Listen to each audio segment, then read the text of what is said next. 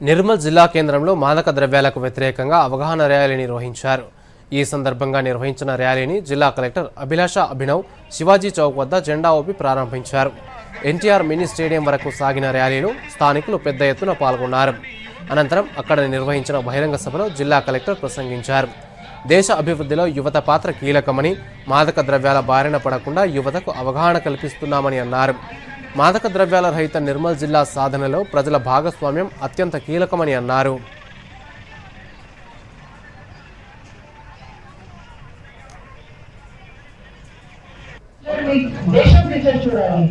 ఈ ఏజ్ లో drugs addiction, ఈ ఏజ్ లో ఆల్కహాల్ అడిక్షన్, ఈ ఏజ్ లో టొబాకో అడిక్షన్ ఇది కరెక్ట్ కాదు. ఎందుకంటే ఇది ఒక నెగటివ్ ఆస్పెక్ట్ లాగే మీ లైఫ్ లో వస్తుంది. ఒకసారి వచ్చిన తర్వాత అడిక్షన్ అవుతుంది. సంకల్పం స్టార్ట్ చేసాము, మన నిర్మల్ జిల్లాకి మన డ్రగ్స్ ఫ్రీ చేస్తాము.